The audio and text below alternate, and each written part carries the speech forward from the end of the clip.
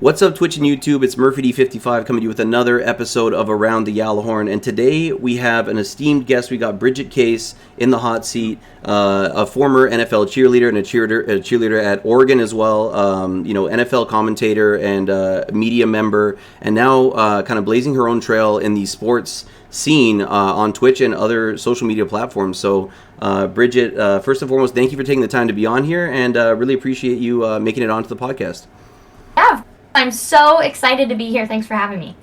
Absolutely. And, I kind of wanted to start out, in those college years. So Oregon, how many years did you spend at that school, and what made Oregon the choice for you? Is it where you're from originally? No, I'm from California. Honestly, there were three things that drew me to Oregon. Number one, the cheerleading program was really good at the time. And number two, the football program was really good at the time. Number three, the journalism program was really good at the time. So it kind of hit every single category for me. And, these were back during the Chip Kelly years. So yeah. I cheered in the national championship, the 2010 season. And, it was just like a great time to be there. And it was unbelievable. But yeah, I grew up a Pac-12 fan. I actually grew up a UCLA fan. So just being around the Pac-12 and so familiar with the conference. And then, when I went up to the university, it was just awesome. And it was the perfect match. Yeah, absolutely. And Chip Kelly, I believe, was it Marcus Mariota at the time who would have been the star quarterback at Oregon during those years? Yeah, so my first 2 years, it was Darren Thomas. And then my junior and senior year, it was Marcus. So he came in towards the end of Chip's time there, and had a good run. So it was awesome to. I'm trying to remember. I think Marcus redshirted maybe my sophomore year, so he was around, but he didn't start until my junior year. Yeah. Yeah, and kind of in an unfamiliar circumstance, seeing him in Atlanta this year seems a little bit different. He's kind of, ended up making a really good NFL career out of it. Like, I think the average career length for an NFL player has got to be like maybe 3 years, on average, if that. So to be in the league for going on a decade now has got to be considered a success. Saying you grew up a UCLA That's a nice Bruins way of fan. putting it. Since a lot of Heisman winners don't have success in the NFL, but yeah. Yeah, a lot of them end up, north of the border in the CFL, which I grew up watching. Definitely a bit of an inferior product to what the NFL puts out there from a budgetary standpoint, at least. But it's true. Even the guy who just won for Georgia too, 25-year-old senior. Who knows if he ever gets a chance in the NFL? But I mean, still pretty incredible to say that he won 2 national championships. You never know. That's right, Mr. Irrelevant, the last pick in the draft a couple years ago. At least so my chat has told me. But appreciate everybody coming through to check out this podcast, by the way. If you're a first-time viewer, guys, make sure you hit that !Bridget command and follow her on all her socials. Speaking about, we have a feline friend over here. Who's this that just came on the stream? He loves to hop on my streams normally, so he thinks when I'm sitting here, it's free reign to, come on camera. And I've actually seen, on social media, some appearances as well from this cat. So just getting all up in your business. What's your cat's name? He's what? What's your cat's name? His name is Toulouse. Nice. Oh, awesome. I have a cat myself too, but she's not as athletic. She's not able to jump up on my stream setup. Luckily, she's about 16 years old and about 16 pounds overweight. So, oh my gosh, I know he's starting. I need to put him on a diet, and we need to start an exercise routine because it's happening. So. Nice. And I'm not too, I mean, cheerleading in general has kind of exploded, like with social media, stuff like TikTok. Netflix has shows out now following, a journey from the cheerleaders standpoint as well. For somebody who knows absolutely nothing, because, going to a Canadian college and it's not, there are some schools that have good cheerleading programs out here, but how much of a combination is it of dance and how much is it of gymnastics? Because what you were doing when you were at Oregon, is it like, are you one of the people who's getting thrown up in the air and stuff too, or is it mostly doing dancing on the sidelines? I think there's a little bit of both. So it kind of depends on like what route you go. I was actually a competitive dancer growing up. So I had, training in mostly dance and then, some tumbling experience. But yeah, so we had dancers and stunters in college, and so I was mostly a trained dancer, but obviously I've stunt during my time of all this. I've stunted here and there every once in a while, especially for like a quick photo or something. Oh, but yeah. yeah, so it's interesting because they kind of break it up in college between stunters and dancers, especially like when it comes to like competition, and then of course like game days. But yeah, in the NFL, it's every team is different, but at least when I was with the Chargers, everyone was mostly dance trained, and then but everyone had a lot of girls have tumbling experience, so like gymnastics backgrounds. So it's kind of, I feel like it's one of those things where you got to be a jack of all trades, and the more experience you have from all three, the more it helps you. Yeah, absolutely. And when you started at Oregon, so I'm assuming you kind of, this is like you said, you trained in dance from a young age and passionate about it, obviously. But when you went to Oregon, like how intense is the practice schedule? Like how many days a week are you out here, practicing routines, getting ready for the big game day? Every day. It was brutal, and I mean I wouldn't change it for the world. During the spring, it was pretty relaxed because that was kind of like our off season. So during the spring, we'd only have to like go to weight training a couple times a week. We didn't have practice during the spring, like kind of towards the end of the school year. So that was nice, but obviously from August through March, it's crazy intense, and yeah, so you're busy every day. I mean, especially during football season with travel too. I'd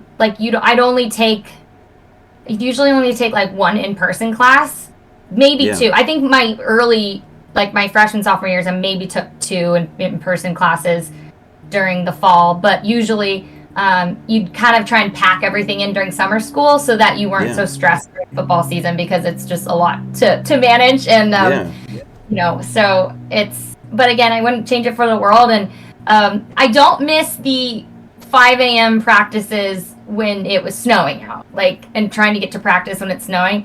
That I don't miss. That's like the one thing, but absolutely. It is what it is. For sure, and you mentioned it's true. Like you're kind of a student athlete, when you're going into this, and having a full course load in itself is pretty much a full-time job, and you did come away from your time at Oregon with, I believe, a master's degree. Is that correct? What were you studying when you were there? I got my bachelor's degree and in journalism from Oregon, and I got I had a minor in digital arts and multimedia, and then I did my master's degree later at USC, University of Southern California. Wow, so another prestigious school out there. That's the home of Matt Leinart and Reggie Bush, some other legends as well. But actually, Matt was in one of my TikToks, or I didn't post on TikTok. I think I posted on Instagram. No way. USC is a great school. Yeah, absolutely. And so for you, like, it sounds like, what you kind of geared your studies towards. Did you always have kind of an eye to get into journalism or get into media? Mm-hmm. Yeah, absolutely. When I was young, I used to, like in elementary school, I used to bring a pad of paper and put my pen or pencil in my ear and go around school, and I started a newspaper. Gosh, I don't know, maybe second or third grade. It wasn't very good, and I was the only person on the newspaper staff, but I illustrated all of the pictures and everything, and I would pass them out. And my first sport that I covered was tag. Remember, the game of tag? Oh my gosh, yes, I do. Right? I'm an elementary school teacher. I know about tag, yeah. So I was like, ew, I don't want to chase boys around. That's gross. I'd rather, play tetherball or kickball or something. Or but everyone was playing tag, especially, as you got a little bit older and girls had crushes and everything. And I was like, ew, gross.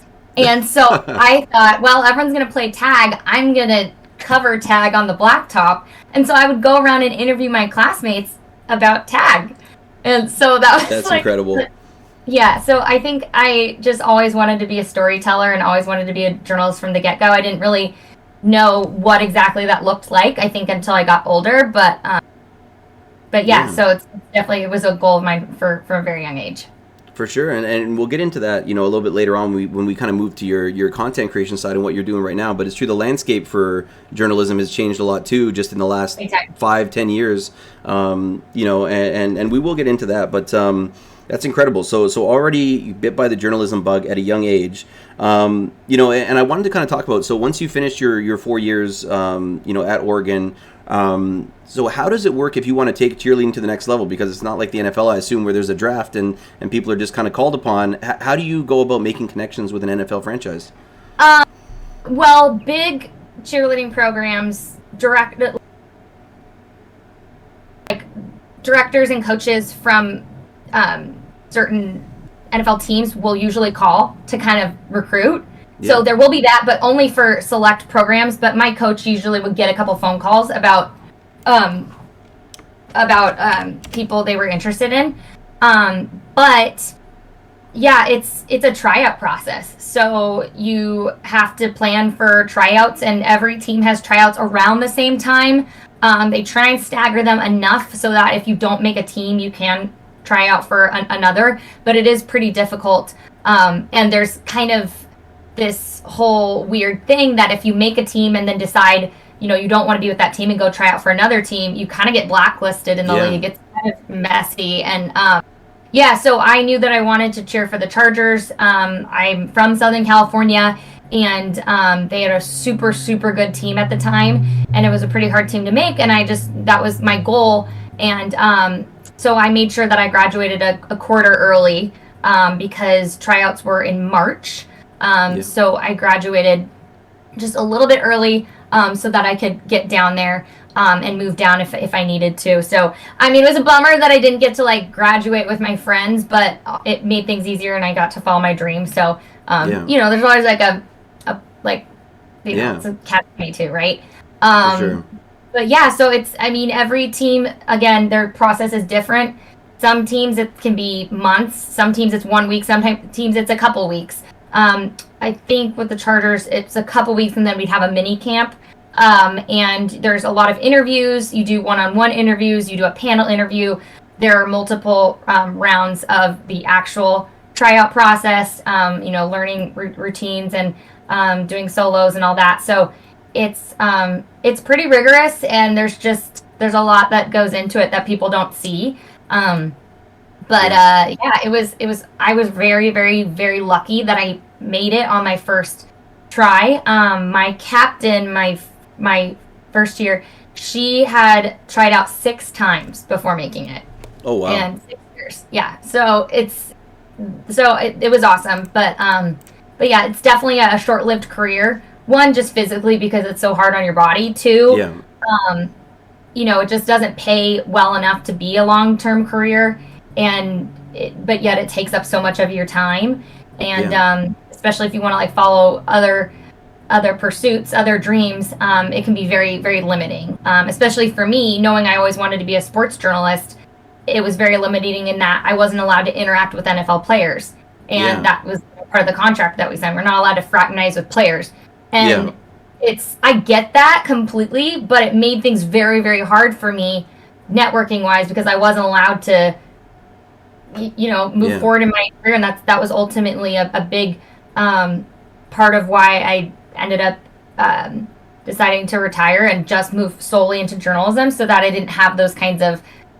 restrictions and conflict of interest. So absolutely, it was definitely an interesting form of freedom that a lot of people don't understand, just because they really try and control your image and everything. So so I miss it sometimes, definitely, and I miss game days, but I definitely don't miss all of the restrictions.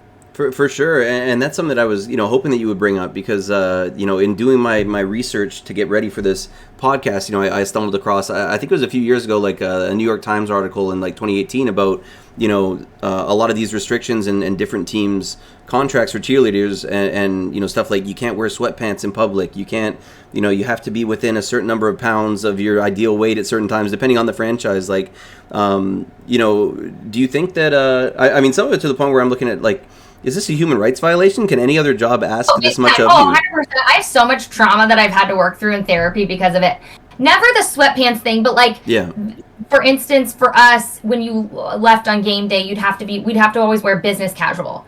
So you had to be dressed nice, and wear heels or nice flats. And this is after you're done, cheering for 6, 7, 8 hours. And or if we traveled, when I went with the team to France, you have to travel in business casual. So that means you have to travel in either a nice pantsuit or a skirt or dress and heels. So traveling through the airport in business casual is not fun. And so not my thing. But you were allowed to wear sweatpants in public as long as you weren't representing the team at the time. That was fine. Like I mean, we'd all wear sweatpants to practice. Like practice, we all looked like, homeless. But as long, so it was more just the appearance things, like the public stuff that obviously like they were strict around. But yeah, definitely we'd weigh in, I think, every Wednesday.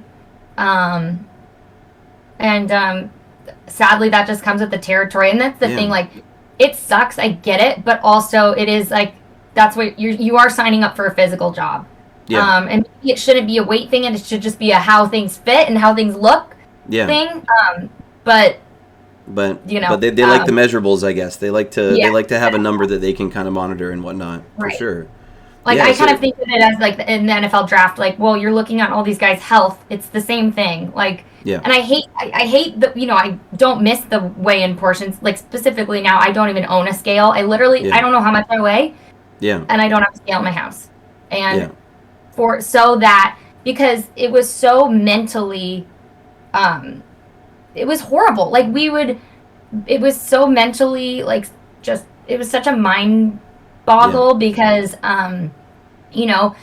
water weight is like a real thing, right? So you might weigh a couple more pounds because you drink a ton of water that day. So literally until we were finished getting weighed at practice, a lot of girls would barely drink water that day just so that look as if their weight was down. So there were a lot of really messed up things like that, and I mean that's just like the tip of the iceberg. But so I think they could deal with that differently. I think it should be more about like the way you look in your uniform, the way things fit, instead of like a number. For sure.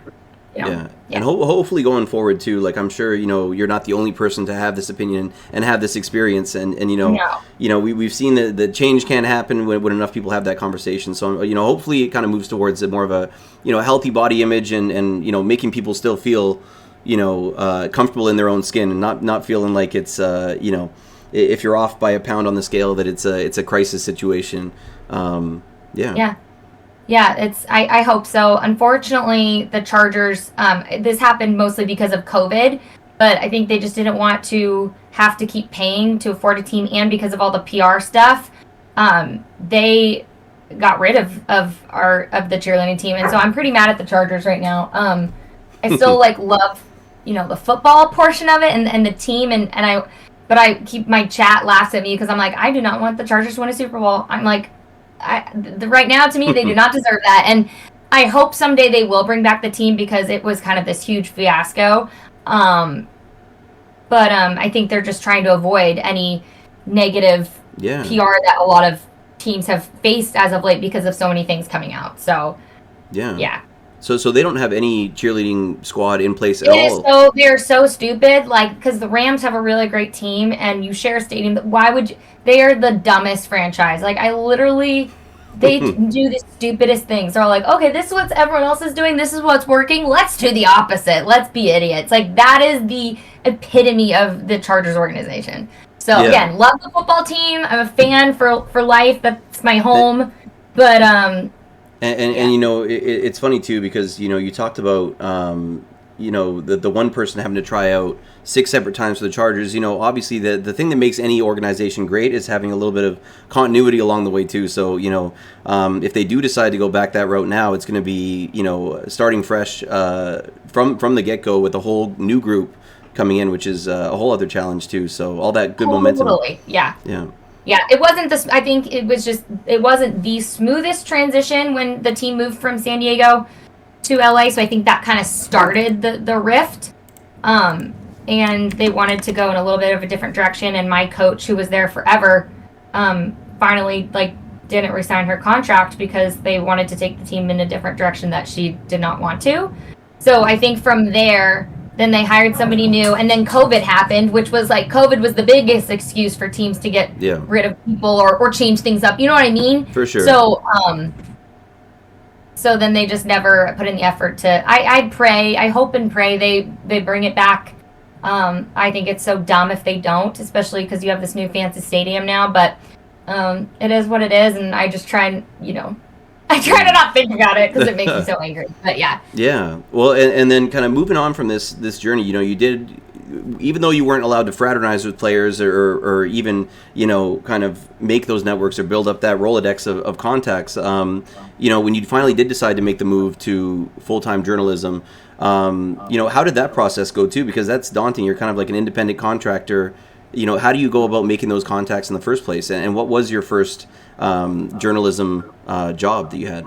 Well, I was interning at NBC in Palm Springs while I was living in San Diego, and still with the Chargers. So I was actually like commuting 2.5 hours to go work the morning show. I was a production assistant. So while I was still finishing up with the Chargers, I would go to practice. We'd get done at like 11 p.m. And then I'd drive overnight and I'd sleep on the couch either at work or at a friend's house out there. It was like a family friend's place that wasn't being used, and then work the morning show. And I ended up just like working my way up there, where I ended up starting covering high school football. So that I was able to start doing while I was kind of wrapping up my cheerleading career. So I was a sports reporter out there with NBC out there for a while, and I really, really enjoyed my time. But I miss covering high school football. I mean, there's something so like innocent and fun and amazing about it. And then I think just from there, I started, building things up, and I ended up going up for my first Super Bowl week, which was in San Francisco, and it was awesome and a great experience. And that's what kind of like drew me into, that just like made me feel like I'm ready to take this to the next level. So I worked for a couple organizations. I did some hosting work for a couple like local professional teams. Including I did a lot of work with professional tennis, and that was fun, but I was missing so much of like the football aspect. So I ended up going up to CBS up in Washington State, moved up there, got a sports anchor job up there, so was there for a while. And when I wasn't doing stuff for that job 5 days a week, sometimes more, my 2 days off, I would write for SB Nation, and I covered WNBA and women's college basketball. So I'd drive all over the state for different games, and I loved that. I mean, especially like I was also covering Gonzaga, did some men's games too, but I would say more women. But like covering Gonzaga basketball was so awesome. Like it was so fun. And then covered a lot of Seattle Storm, the WNBA team, and they were amazing. And it was just really fun. And then from there, just saw that. I don't know, I just kept grinding in the local news route, and then I was in between jobs, and I was working with my agent trying to like find my next step, and nothing was really working out. I kept being in line for a couple great jobs, and then things would fall through. Or money and contract negotiations would fall through. And so I decided, okay, you know what? Something's going to work out. I'm going to move home with my parents. For like a month, I had the like U-box thing of all my stuff on the driveway, thinking I'd only be there for a month. I literally thought I was moving to Florida. Like I thought this job that seemed all lined up for me, and I was ready to go in Florida, and it ended up completely falling through. And so I was kind of like, screw this. I'm not just gonna sit here and wait for the next job. I'm gonna start a podcast. I'm gonna just get on the internet and use my skills that I've developed working in television and working as a sports writer, and just do this on my own, at least thinking it was temporary. And I ended up just starting a new Instagram account. I hadn't been on Instagram for a while, but I knew that like the social media space was blowing up so much, and that I completely missed out on that. So started a new Instagram account, just started calling everyone and anyone I could. Started, pulling up old contacts, trying to get anybody I could on my podcast, and things just started building and building and building. And then I got invited to cover a lot of events in Miami for the Super Bowl. Was out there, ended up connecting with somebody who we started an NFL podcast that was awesome, mostly NFL. So that by the time COVID hit, we were traveling quite a bit, but we were still able to conduct, virtual interviews. So it was awesome to see, holy crap, I'm right now getting to interview Ken Griffey Jr. or Felix Hernandez or Joe Thomas, like amazing, Carson Palmer, like amazing people, that I was like, if I were still working TV, I might only have 2 or 3 minutes with this person. But here I am getting to interview this person for 2.5 hours and get to know them and talk about the real stuff and not be restricted by what I can and can't say on TV. Absolutely. You know, so, and, you know, major shout out to my partner, Robert Turbin, who used to play for the Seahawks. So we did that show together for a while, and it was really fun. And, you know, through that, that's how I found Twitch. And saw that there was this huge opportunity there to create my own brand. And I'd already kind of gotten on TikTok and was doing a lot of sports storytelling at the time, and just saw that, you know, Twitch seemed like a great place to take my journalism experience and use it in a completely different way. And that's how I got here. And then, you know, last year I got to do the Thursday Night Football gig, which was awesome, you know, getting to do play-by-play, and had some really fun opportunities with Twitch. And it's, you know, it's been awesome. And I think, like, the sky's the limit here, but I think just not limiting yourself to, you know, just what you think you should be doing or what you think your job should look like because of what society thinks it looks like, or what you thought it looked like as a little kid. That's how I have to rule my brain every single day, to remind myself that, like, I still have a very important job. I'm doing cool things. I'm, you know, a couple weeks ago was just with a bunch of friends who all work at different networks, you know, a lot of different sports networks. And they were all talking to me, and they're like, it is so cool that you have your own platform and you get to say what you want to say. You get to do what you want to do. Like, and it just dawned on me that they thought what I was doing was so interesting. And that's just the future. And people just want to talk to you. They don't want to be talked at. Like, I hated being a talking head and then on camera, and, like, I might not hear from a viewer until after the show, after I'm done with the anchoring the 11 p.m. show. And, you know, Kathy from wherever the hell emails in, and she likes my dress, but I pronounced this word wrong or whatever, you know, and it's stuff like that where I just think there's so much more that's real to platforms like this that I just really love. And, you know, never know what's next. And I love still hosting live events and gigs, and, you know, have some things coming up for Super Bowl that week in Arizona that I'm excited about. Yeah, I just kind of try and not limit myself and explore every opportunity, and just stop worrying about what everyone else, you know, thinks. Absolutely. And, it's exciting, and it's inspiring too. Like, you know, and not to belittle, you know, the local news network stuff and the tennis coverage, because in the whole process you're developing, you know, a really good working knowledge of sports in general. And, you know, on your stream, you know, obviously football is a huge focus, and you know, you do the red zone style.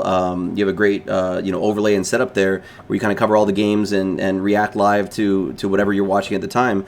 But, you know, you've also done great coverage for the March Madness events. You know, you're able to kind of, you know, when those opportunities do present themselves, you know, you're well qualified now, you know, from all of that real world experience. But really interesting what you say there. Like, you know, we've kind of seen kind of that move towards a more, like, genuine interaction with sports figures. You know, I'm Canadian. Hockey interviews are terrible. Hockey post-game interviews are terrible. Like, the players, you know what they're going to say. You know the questions they're going to be asked. It's the exact same thing every game. It's all the same. Oh, my Lord. And then, you know, now we see, you know, the Manning brothers having kind of a more, you know, casual, and people love it. People are, you know, gobbling that up. So I think you're right. I think you really struck a nerve that people are looking for more genuine interactions, and they don't just want to see, you know, if you want to know what the person's like on the field, you watch the game. But if you want to actually learn what a person's about, you have to sit down and have those more in-depth conversations. Right. Yeah, and you built a platform for yourself now where really whatever you want to do goes. I've seen you do some IRL stuff over there. You're renovating your house. You know, you're sharing that. There was one when you're going out to grab a coffee. You've got your overlay set up, and you're kind of giving people a glimpse into your life. And I think that's a really cool.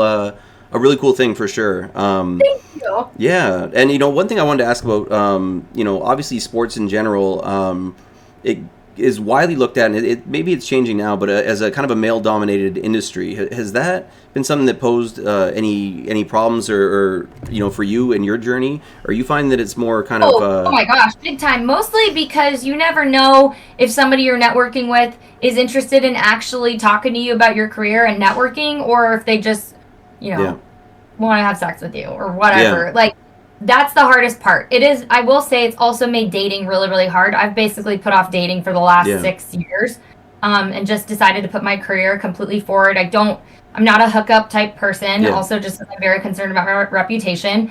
And that is, something that I think a lot of people like to keep personal, but I'm like, I don't care. Like, I'm so honest on the internet. And I think that's how I make sure that I'm completely taken seriously. And that people know what I'm about, and people don't try anything with me anymore. When I was younger and in my early 20s, you seem vulnerable and you're trying to be kind to everybody. And now I just kind of put up this wall and this presence of like, I'm a no bullshit kind of person. Don't try anything with me. And, so I think that way I prove that I belong, but 100% all the time. It's still a big, big problem. And it can be difficult also with guys because, like, I remember I was on a date a while ago, and this guy was like, "So do you actually like sports?"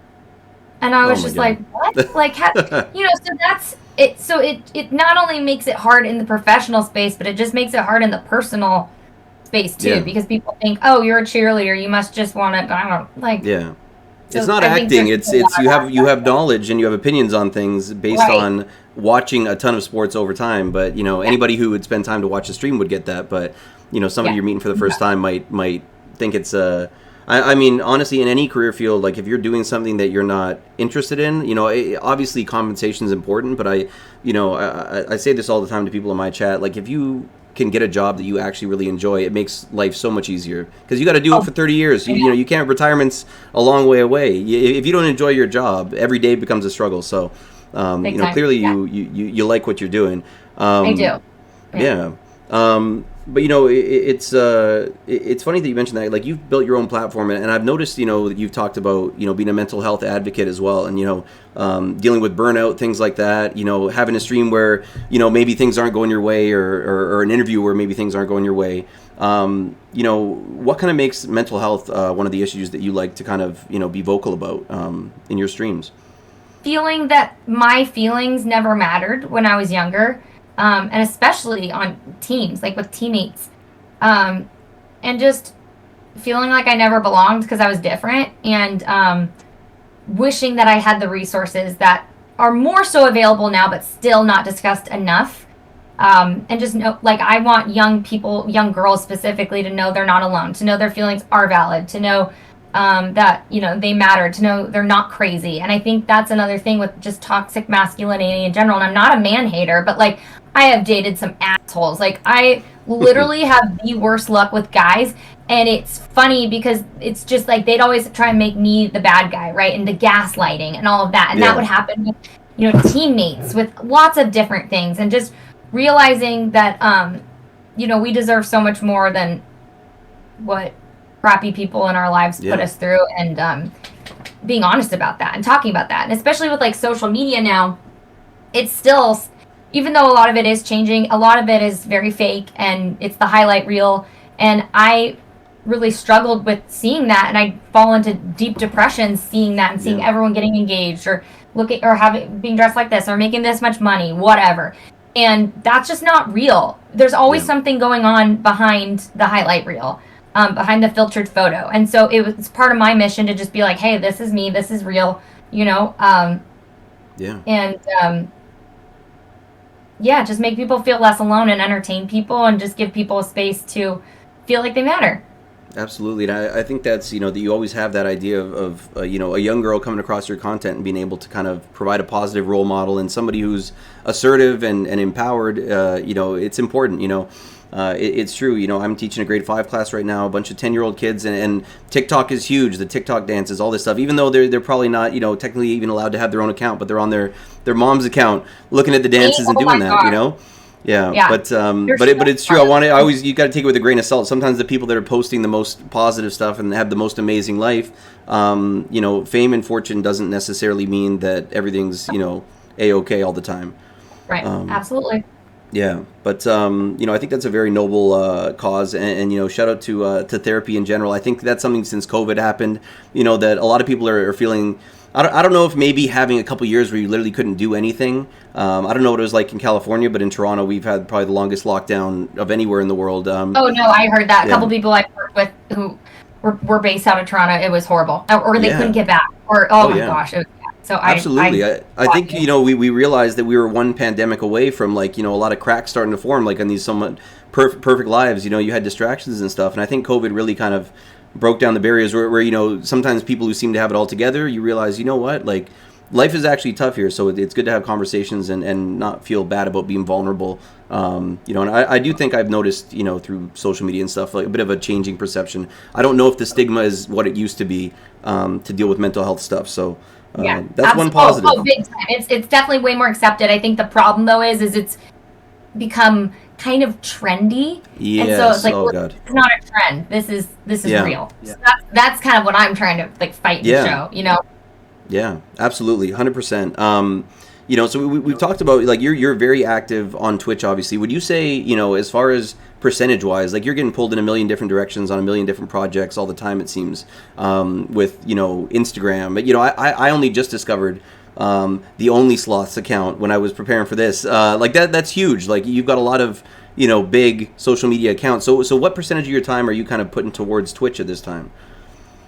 During season, most of it, but now this week I'm definitely cutting down on stream length and days, just because obviously there's not as many games, and then being able to balance different kind of content to bring in my other audiences. So I would say it's still I would say maybe 65-70% of the time is Twitch, and then the other 30 or other platforms at the right now. But it can definitely vary. So just especially because I have to take into account, okay, where can I make the most money right now? Oh, I know that sounds bad, but it's this is my full-time job, and so I have to. So usually where the money, I kind of follow the money. Yeah. So if something is making me more, or there's a sponsorship on this platform that I need to focus on, then I focus more on that. If this is making me more money on Twitch, then I need to focus on that right now. So I kind of, that's where my head is. And that can be very hard, I think, with viewers too. And I'm always very honest with my viewers on Twitch. Yeah. I'm listen, this is my full-time job. I'm not going to be one of those streamers who bullshits you and is oh, I don't care about whatever. I'm no, I have a mortgage to pay. I can't, you know what I mean? This is, so that's how I kind of decide where to spend my time, and absolutely. It definitely varies, but yeah, Twitch I would say is the main platform, and my goal is this year to bring everyone from my other platforms to Twitch. Yeah, that's huge, and hopefully people in the podcast watching right now are smashing that BRIDGET link and dropping follows on all your socials.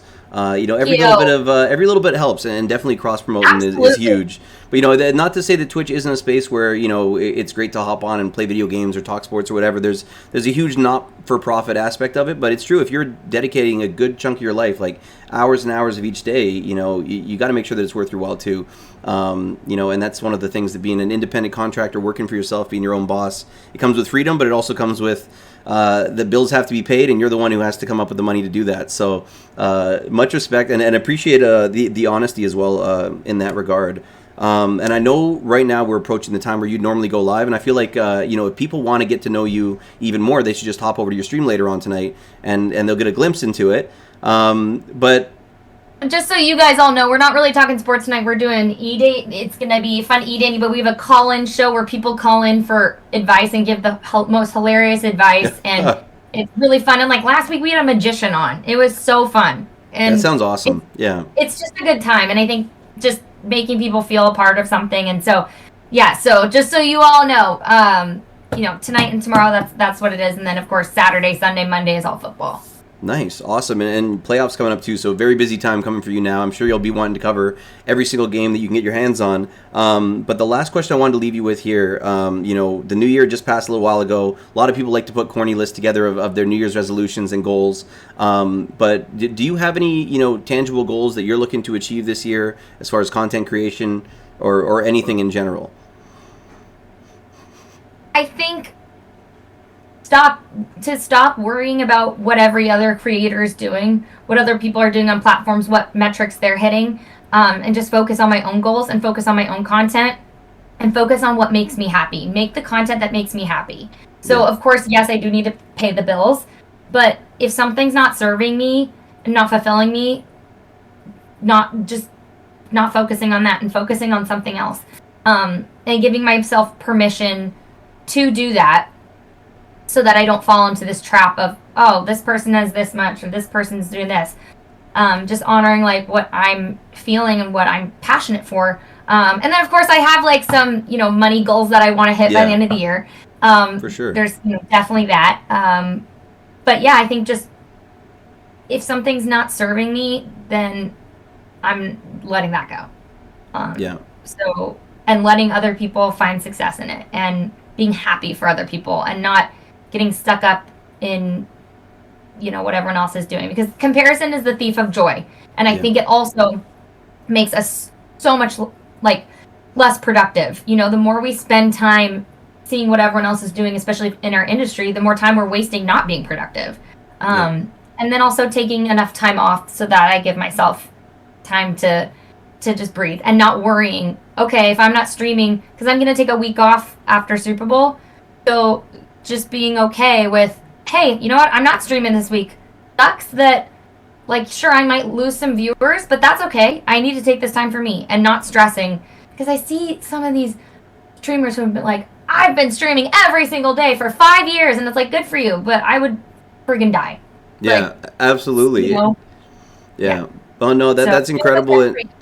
Yeah, and I hope that, in 2023 as well, you're able to kind of look back and see a lot of success and take a moment to enjoy what you have accomplished, because it is pretty incredible. And hoping, wishing you continued success going forward. There's 100 different ways to become successful on Twitch, and it doesn't look the same for everybody. So I think that's a really good message. When you try to do what other people are doing, and it's not as genuine, it's a recipe for failure. So keep doing what you're doing. We're going to enjoy the content, and hopefully everybody who's been in here today watching and sees this on YouTube in the future gets to check in and see what kind of content you're putting out there. But Bridget, I really appreciate it. Thank you for taking the time. I know you're going to be booting up really shortly here. So thanks for coming through, and I'll definitely be catching you in your chat later on tonight. Good. I'm so grateful to be here. Thank you so much for having me. Of course, anytime.